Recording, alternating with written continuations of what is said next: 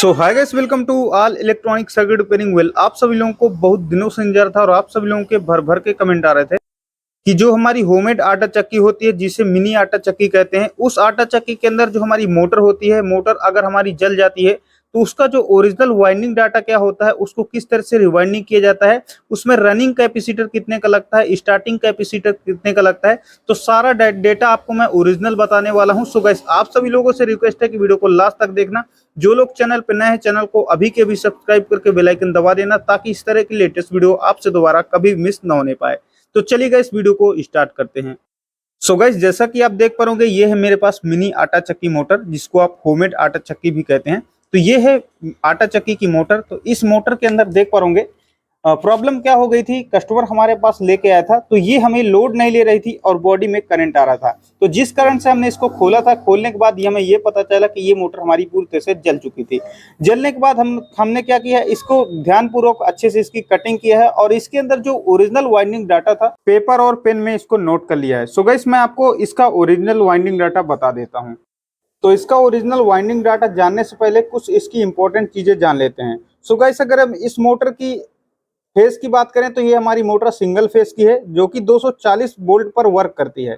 और गाइस, हम इस मोटर की एचपी की बात करें तो 1.5 एचपी यानी 1.5 एचपी की हमारी मोटर है। अब इसका ओरिजिनल वाइंडिंग डाटा जान लेते हैं। सो गाइस, देख पा रहे 1.5 एचपी मिनी आटा चक्की मोटर वाइंडिंग डाटा, ठीक है। तो इसकी हम रनिंग पिच की बात करें तो 1 से 4, 1 से 6 ये जो है रनिंग पिच है आपकी। और इसकी हम टर्न की बात करें तो 1 से 4 में 30 टर्न है और 1 से 6 में 55 टर्न है, वो भी डबल तार से, ठीक है। स्टार्टिंग पिच की अगर बात करें तो वो भी 4 और 6 है। स्टार्टिंग रनिंग पिच जो है वो सेम है। तो स्टार्टिंग पिच 1 से 4, 1 से 6। और इसकी हम टर्न की बात करें तो 18 और 72, यानी 1 से 4 में 18 टर्न और 1 से 6 में 72 टर्न, वो भी सिंगल तार से, ठीक है। अब हम इसके बाद हम इसकी रनिंग वायर गेज की बात करें तो वो हमारी डबल 22 से है, 22 प्लस 22 यानी डबल 22 से रनिंग वायर गेज का इस्तेमाल किया है।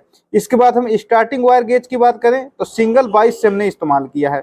इसके बाद हम रनिंग वायर यानी टोटल वायर वेट की बात करें तो जो रनिंग वायर टोटल वेट लगा है हमें 1.4 यानी 1 किलो 400 ग्राम हमें इसमें रनिंग वायर वेट लगा है। और हम इसका स्टार्टिंग वायर वेट की बात करें तो 700 ग्राम हमें जो है वायर लगा है। और कनेक्शन की बात करें तो कनेक्शन है इसमें सीरीज।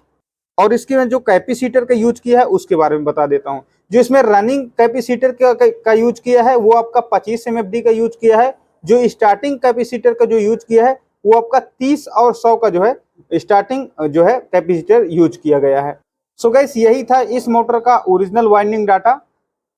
और गाइस, अगर इस मोटर को किस तरह से वाइंडिंग किया जाता है, इसका रिवाइंडिंग वीडियो अगर आपको चाहिए तो आप मुझे कमेंट करके जरूर बताइएगा, मैं इसका रिवाइंडिंग वीडियो आपको बना करके दे दूंगा।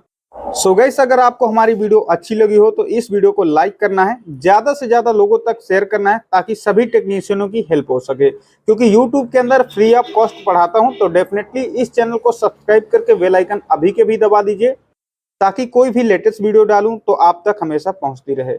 और गाइस, जो हमारा 10,000 सब्सक्राइबर कंप्लीट करने का जो टारगेट है, तो कोशिश करिए वो टारगेट हिट हो जाए। तो जैसे वो टारगेट हिट हो जाए तो इन मोटरों को किस तरह से रिवाइंडिंग करना होता है, इसमें किस तरह से पेपर लगाना होता है, इसका वाइंडिंग डेटा किस तरह से निकालना होता है, तो बेसिक से जो एडवांस तक है, तो बेसिक टू एडवांस लेवल तक सारी चीजें आपको हम बताएंगे और सिखाने की भी कोशिश करेंगे।